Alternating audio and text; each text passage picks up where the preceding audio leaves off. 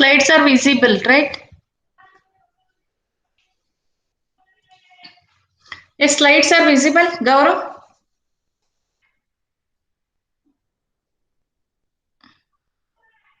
Hello, Sharanya. Sharanya, Yes, ma'am. Yes, ma'am. slide is visible, right? Okay. So in the last class, I started the structural testing. In that, I explained what is the structural testing, overview of the structural testing. Then I explained the statement testing with the example of the program. Right. In the last class, I also explained the control flow diagram for the statement testing. See here, this control flow diagram I explained. So I started with the program for the conversion of the uh, conversion of the string to a simple plain ASCII text. This with the help of this program, I explained what is a structural testing, then statement testing. For the statement testing, you have considered the example of a control flow diagram for the same program, and I explained what is the statement testing and what is the statement adequacy criteria. So statement testing means all the statements in the program should be executed at least once by any of the test cases which are present in the test to suit, right? Then we say that then we say that it is satisfying the statement adequacy criteria, or the test suit T satisfies the statement adequacy criteria if a C statement is equal to 1.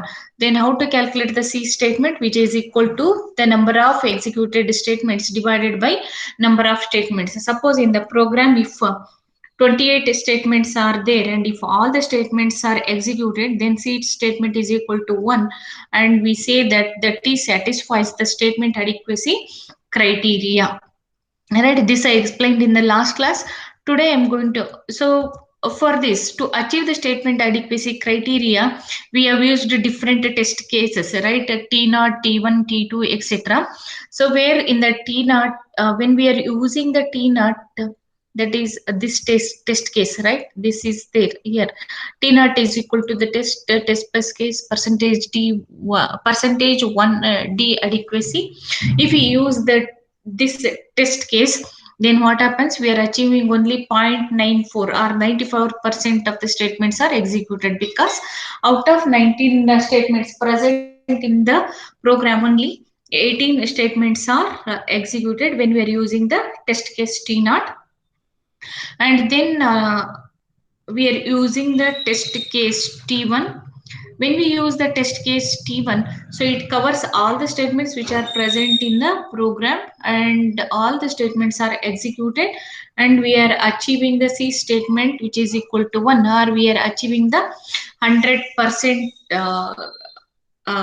right, 100% statement coverage, or we can say that T1 satisfies the statement adequacy criteria, because when we are using the test case T1, uh, we are getting the C statement value which is equal to 1.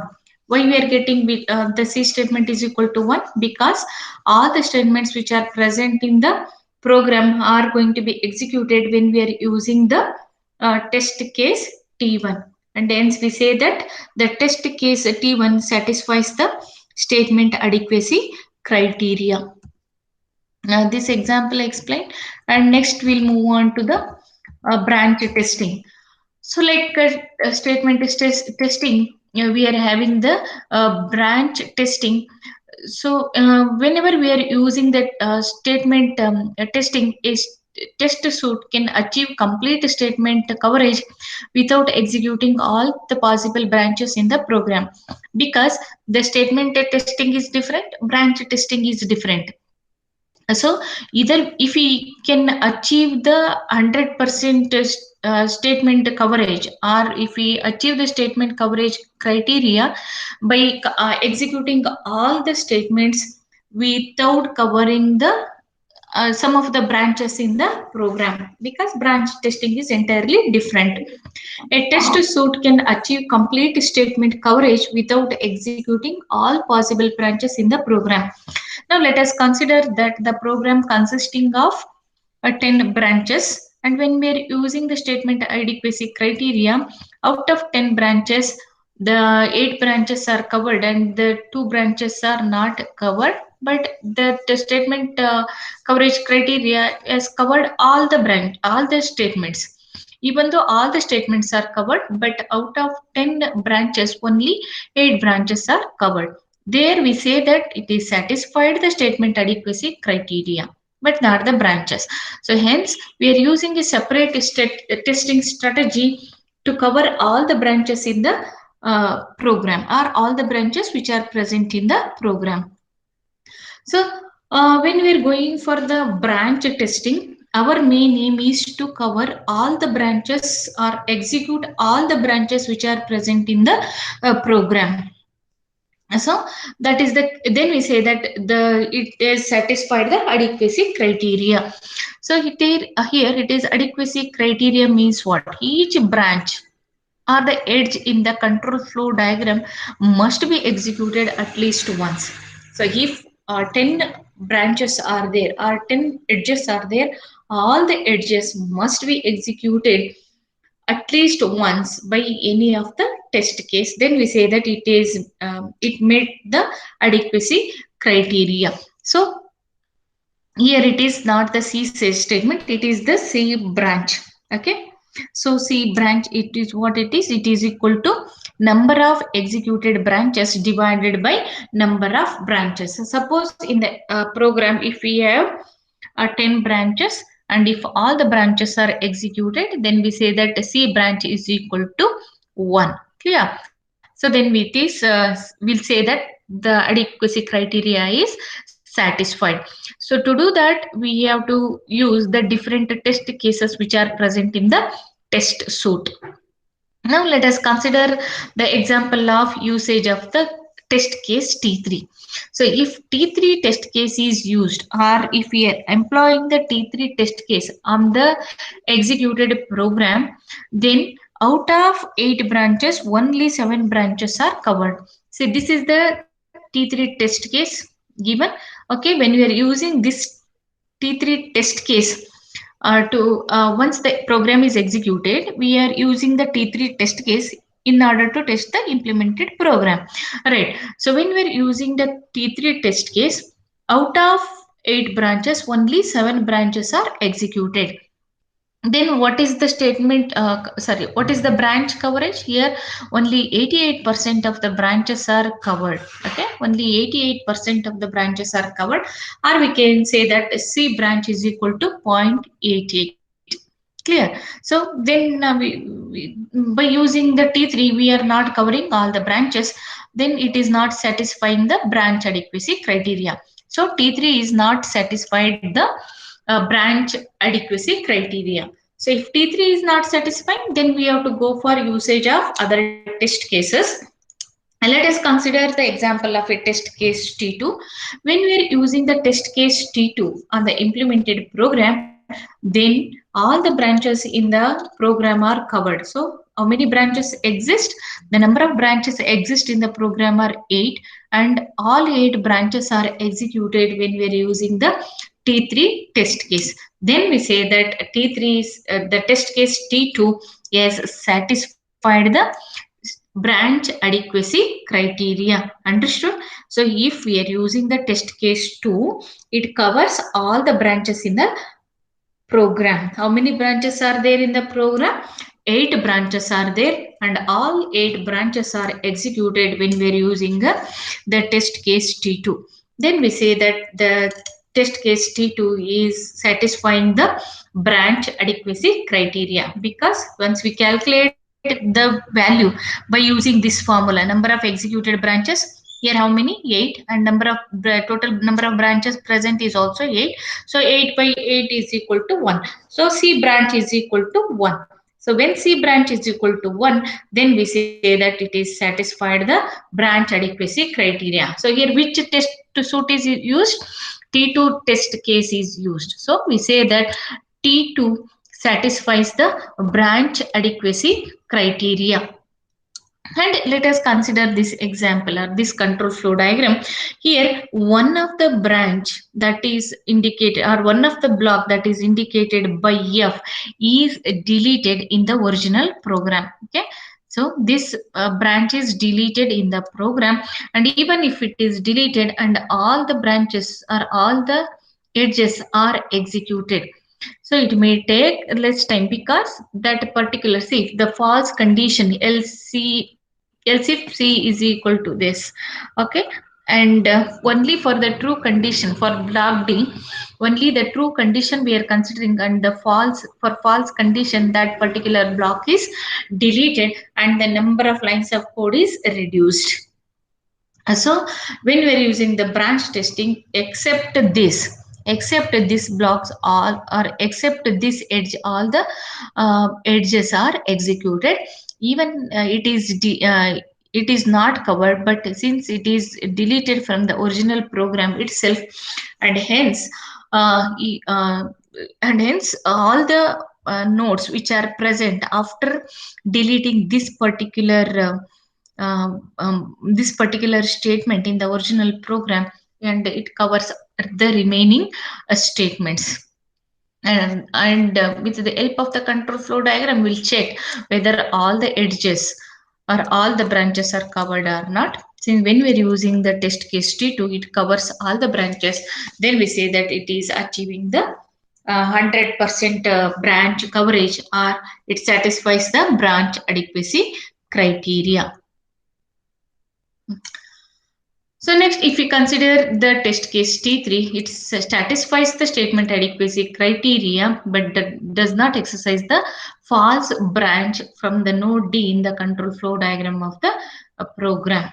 And the branch adequacy criteria requires each branch of the program to be executed at least for one test case, that I already explained, right? Here, see here, this one is not executed when we are using the statement adequacy criteria for the test case T3. So when T3 is used, this particular branch or this particular statement is not covered or not executed. But in the branch adequacy criteria, we require that each branch of the program to be executed for at least one test case. Now let us consider the test suit T be a test suit for the program P, and the test suit T satisfies the branch adequacy criteria for P. P is nothing but the program, which is, what is the program? That is the CGI program for converting the simple string to the plain ASCII text, right? For that program, we are considering the different test cases, right? So where T, capital T is the set which consisting of number of different test cases. Clear? And if T be the test suite for the program P, then T satisfies the branch adequacy criteria for the program P if and only if for each branch B of program P there exists at least one test case in the test suite T that causes the execution of B. So what it means? So here we have the test suite for the given program P.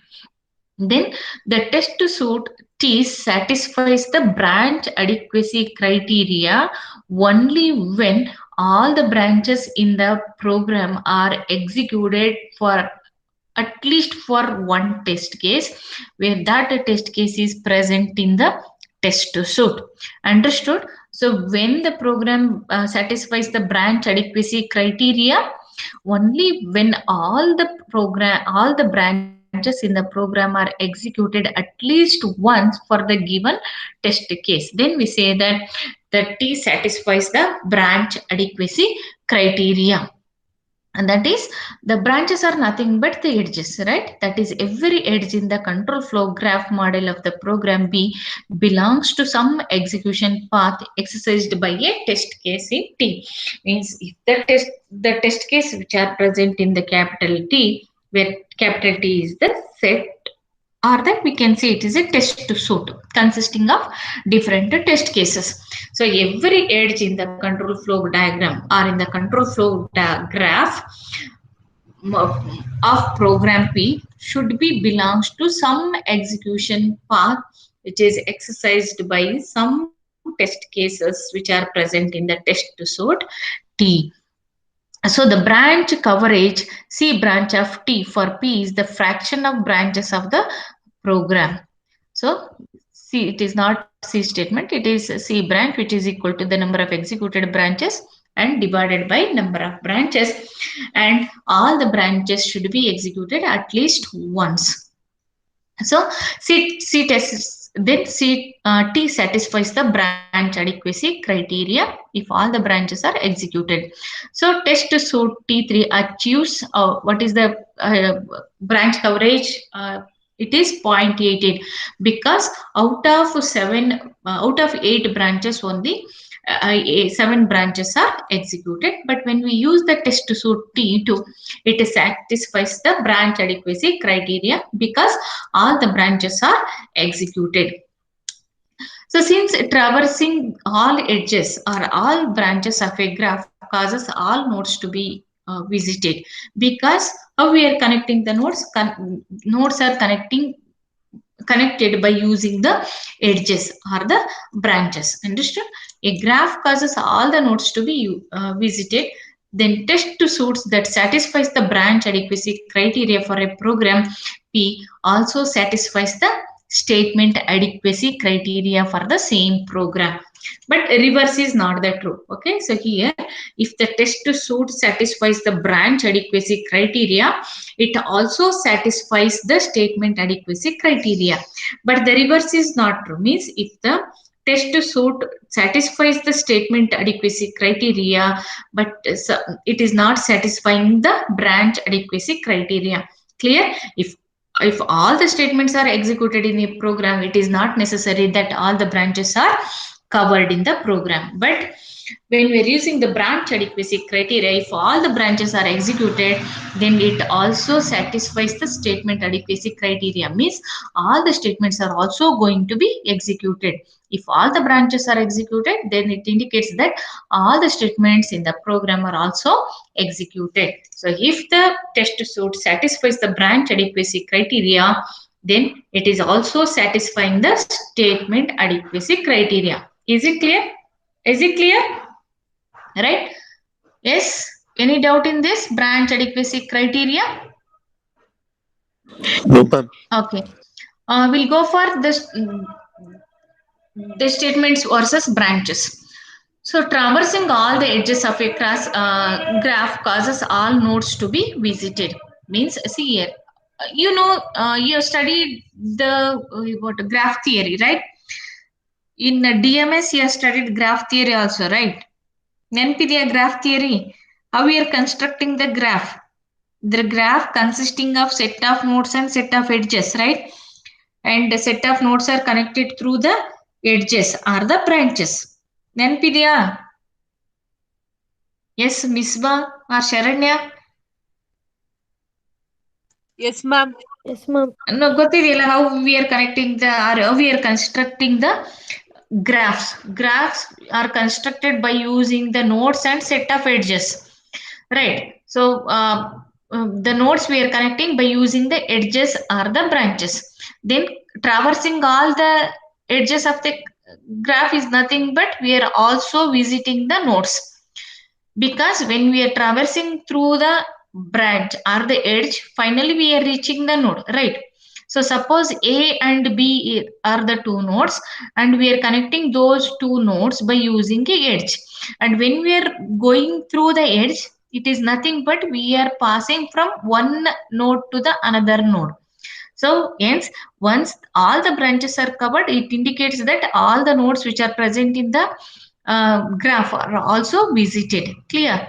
So traversing all edges of the graph causes all nodes to be visited. So whenever we are using the test suites that satisfies the branch adequacy criteria, it also satisfies the statement adequacy criteria for the same program. But the converse is not true or the reverse is not true. Means if the test suites satisfies the statement adequacy criteria, it may not satisfy the branch adequacy criteria. Clear? But when branch adequacy criteria is satisfied, it indicates that it also satisfies the statement adequacy criteria. Clear? So a statement adequate or node adequate test suit may not be a branch adequate or the edge adequate. ಅರ್ಥ ಆಯ್ತಲ್ಲ, what is the main difference between statement testing and branch testing? Yes? Yes, ಮಾತಾಡೋದಿಲ್ಲಲ್ಲ. ma'am. Okay. Next we'll move on to the condition testing. Condition testing, in that we are it is just like the statement testing and the branch testing, but it is one more type of the testing called as the condition testing. So branch coverage exposes the faults in how a computation has been decomposed into cases. So when we are using the branch testing, so what it will do, it decomposes the entire program into the number of cases. And here, when we are decomposing into the number of cases, then we are checking, or it checks the programmer's case analysis, but it only roughly do the group cases with the same outcome. Okay, so mainly here we are checking for the condition testing instead of the branch or the statement testing. So for example, let us consider the minus operator is forgotten in the conditional statement at line 27, resulting in a faulty expression. So we'll move on to that program.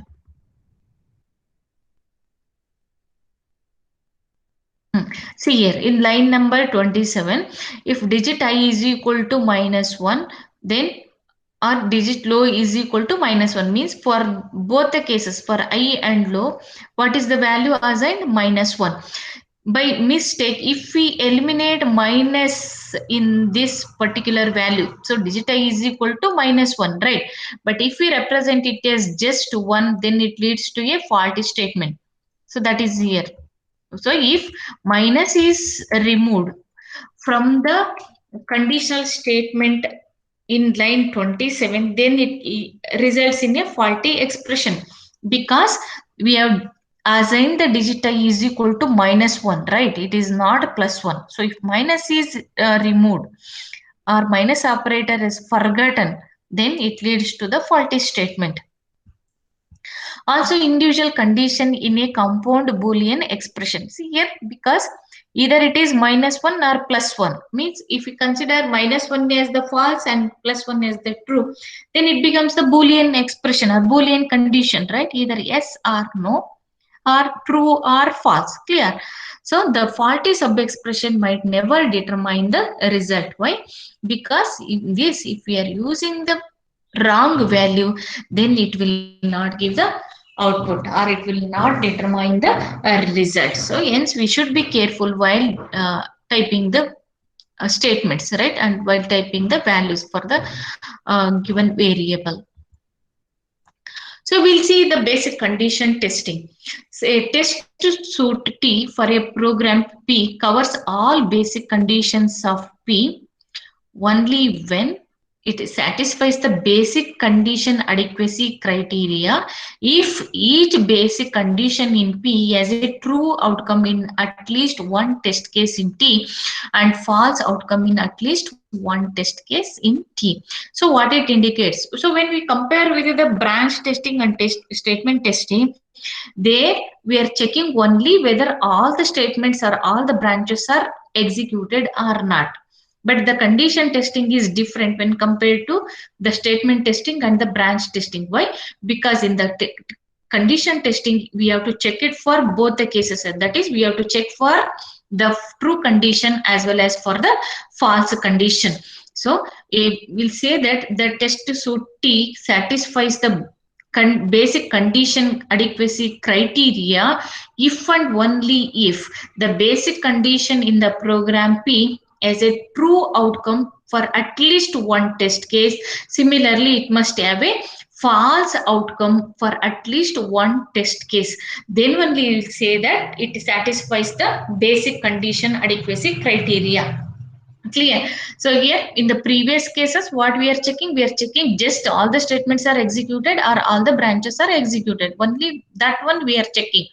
But in case of the condition testing, we are checking for both the condition. Means we are checking for the false condition as well as the true condition. If one of the test case satisfies the or it covers the true outcome as well as the false outcome, then we say that it satisfies the basic condition adequacy criteria.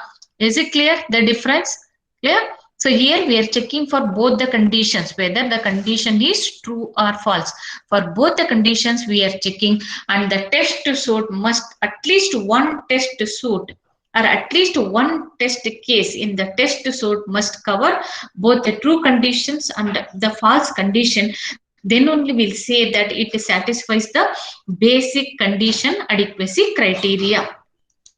So the basic condition coverage, that is C basic condition for T for the program P is the fraction of the total number of truth values assumed by the basic condition of program during the execution of all test cases. So how we are checking the adequacy criteria? By using the each basic condition must be executed at least once. So number of truth values taken by all basic conditions divided by 2 into number of basic conditions. Why it is multiplied by 2? Because basic conditions are there. How many basic conditions are there? 2. That is true or false. So for both the condition we are checking, hence it is multiplied by 2. 2 into basic conditions. Here it is number of truth values taken by all basic condition. If the basic condition is 4, then how many truth and false values we will have? 8. So out of 8, if 6 are covered, then we say that the C basic condition is equal to 6 divided by 8. So it is not satisfying the basic condition criteria. If 8 truth values we are getting, if all 8 truth values are covered by or executed by the test cases, then we say that the test suite T satisfies the basic condition adequacy criteria. Next, we'll check the basic condition versus the branches. So in the branch adequacy or branch testing, we are mainly checking for whether all the branches are executed or not. But in the basic conditions, we are checking for both the values, for truth or for true and false values, or for true and false conditions. So the basic condition adequacy criteria can be satisfied without satisfying the branch coverage. See here the difference. The basic condition adequacy criteria can be satisfied without satisfying the branch coverage. Means without covering all the branches, we can satisfy the or we can satisfy the basic condition adequacy criteria. So for example, consider the test case T4, which is equal to the first plus test percentage 9 K test percentage K9. If we use this test case, then it satisfies the basic condition adequacy criteria, but it is not satisfying the branch adequacy criteria, because the outcome of the decision at lines 27 is always false, but thus branch and basic condition adequacy criteria are not directly comparable, because even if the branches are not covered, but we can cover all the basic conditions, true or false conditions that can be covered. Hence we cannot compare the basic condition with the branches, because it is not necessary that all the branches to be covered when we are covering all the basic conditions. Or if the basic condition adequacy criteria is satisfied, it is without covering the branch or without satisfying the branch adequacy criteria. Clear the difference? So basic condition means here we are mainly concentrating on both the conditions, true and false condition, whereas in the case of branches we are mainly checking into whether all the branches are covered or not. Clear? So okay, covering branches and the condition.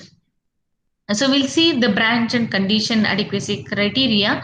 So if both are to be satisfied, means branch and condition adequacy criteria are branch to be satisfied, then the condition is it must go through, or it must execute all the branches and all the decisions or all the conditions to be covered. So cover all the conditions and all decisions. See here, digit I is equal to -1, true false. For digit 2 is equal to 1.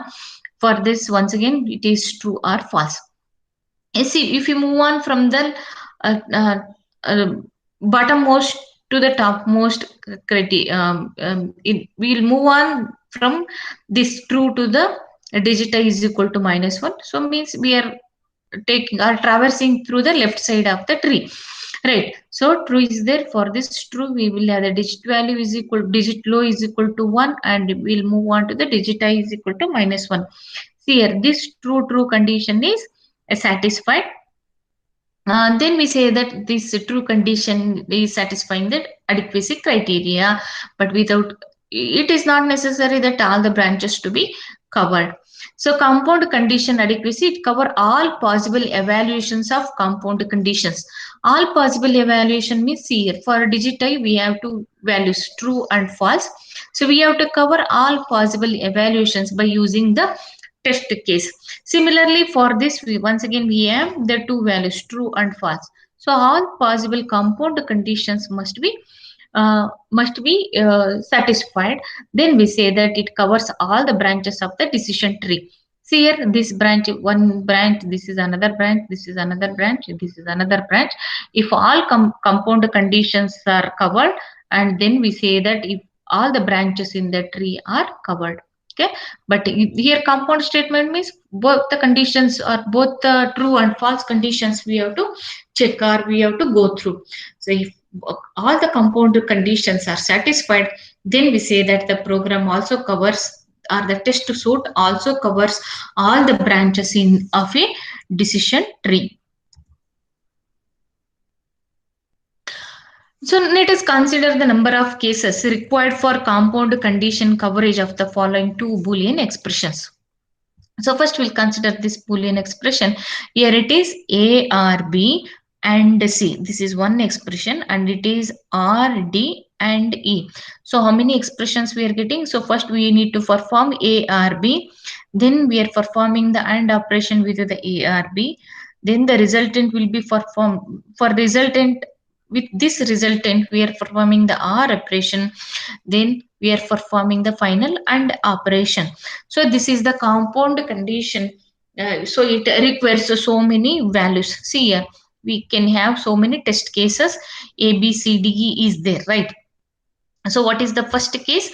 A or B. If any one is true, then the result is true. If A is true or B is false, then we are getting the true value.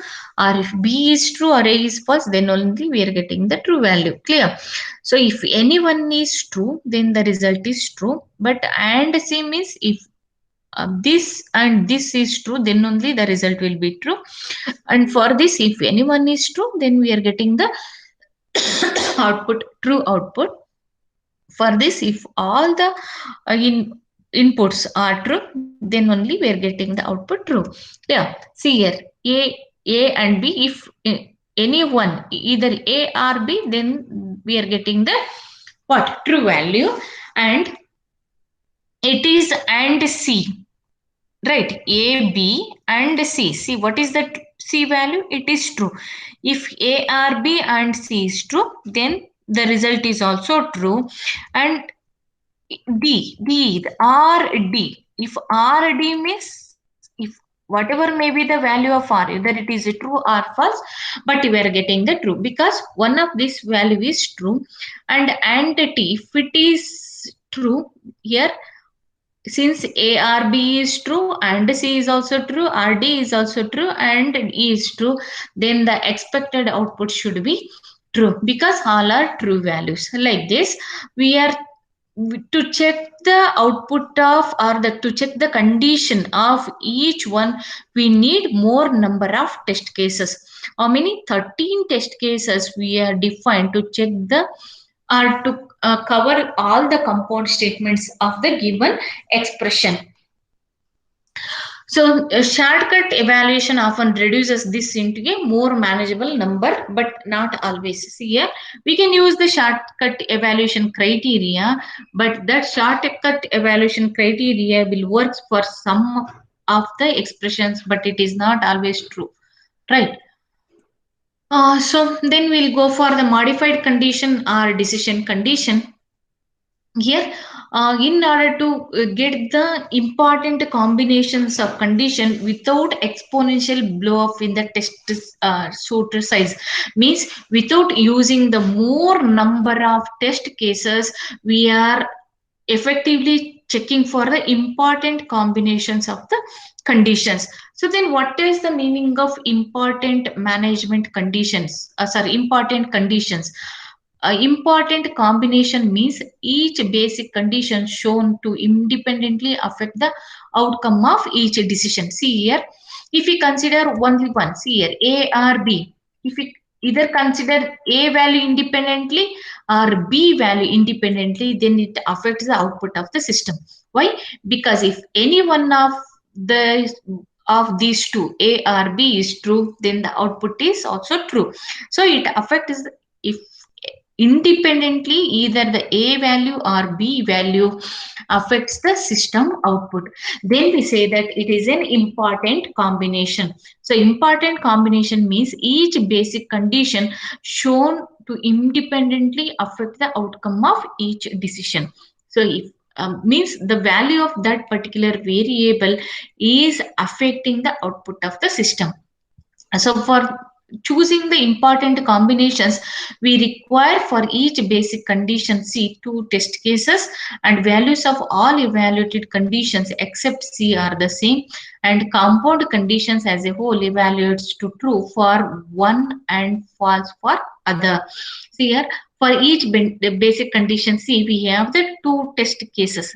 See here, for C, we are considering either true or false. Both the conditions we are considering, because see here, depending on the value of C, it changes the output. It is A or B and C.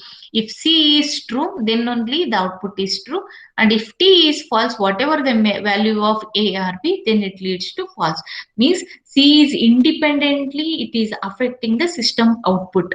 Clear? So then we have to consider for each basic condition C. Basic condition C, we are having two test cases by considering one is the true condition and other one is the false condition. Those two test cases we are considering. Then values of all evaluated conditions except C are the same, because C are C, A, B and D, if you consider, that will be same except the value of C. Compound condition as a whole evaluates to true for one and false for the other. So if we take the compound conditions, means A or B and C or D and E, so then this gives, so depending on the value of E, so the output is either true or false. If E is true, then the output is true. If E is false, then the output is false. Okay, if E is false, the output is false. If E is true, then the output is true. That is the case. Compound condition as a whole evaluates to true for one case and false for other case. So if E is equal to true, then the compound condition evaluates to true. If E is false, then the compound condition evaluates to false. So this is the condition they are given. The expression A R B and C R D and E, which is required 13 different combinations of condition values for compound condition adequacy. But if you modify that condition or decision adequacy by using these three steps, then the number of test cases are reduced to 6. So see, when the 6 combinations are required, here they have been numbered as 1, 2, 3, 6, 11 and 13. So out of these 13, only 6 are chosen. What are those test cases? 1, 2, 3, 6, 11 and 13. 1, 2, 3, 6, 11 and 13. So by using only these 6 test cases, we can evaluate the entire expression A, R, B and C, R, D and E. So by using what conditions? By using these three conditions, we are checking or we are reducing the number of test cases from 13 to 6. So n plus 1 test cases for n basic conditions. There A, B, C, D, E are there. So for these 5 we are, so n basic conditions depending on the variables. So how many variables are there? 5. So then we need n plus 1 means 6 test cases are required. See, these are the test cases, and underlined values independently affect the output of the decision, because see here, if E is true, then the output is true. If E is false, then the output is false. Similarly, C is considered. If C is true, the output is true. Uh, if C is false, here the output is false for both these cases. See, C is false, then the output is false. So these are the independent variable values that affect the output of the system, or it affects the output of the expression, right? So this is about the condition testing. So in the condition testing, we are checking for both the conditions true and false. Whereas in the branch testing and statement testing, we are checking whether all the statements are executed or whether all the branches are executed. So when we compare the branch and statement adequacy criteria, if the test suite satisfies the branch adequacy criteria, then it also satisfies the statement adequacy criteria, but the reverse is not true. But in the case of condition testing, we have to check for both the conditions, that is true and false. For both true and false conditions, we have to verify. Then we say that it satisfies the basic condition adequacy criteria. Clear? After that, we are modifying the conditions or the decisions based on the important combinations. So how we have to choose the important combinations depending on the given expression. See here, the expression is given. For that, we are choosing the values for each basic condition. See, we have the 2 test cases, then the values are evaluated, except the C are the same, then compound condition as a whole evaluates to true or false for the other value. See here, out of 13 test cases, we are considering only the 13 test cases by using the concept of important combinations, because here these underlined values independently affect the output of the decision. So this the decision is given. So depending on the output, it affects the, or depending on the value of these, it affects the decision of that particular expression. So this is about the condition testing. So in the next class, you are going to study about the path testing and the procedure testing. Only 2 topics are there that I am going to complete in the next class. If I complete the path testing and procedure testing, that completes the chapter. Any doubt in this? Any doubt in branch testing? Yes. Any doubt in the branch testing? No. Okay. Any doubt in the condition testing? No, ma'am. Yes. Okay. If no doubt, then we'll meet tomorrow. So today all are except Suraj and Raghavendra, remaining 5 are present, right? Today Suraj and Raghavendra absent. Okay. So ನಿಮಗೆ test announce ಮಾಡಿದಾರಲ್ವಾ?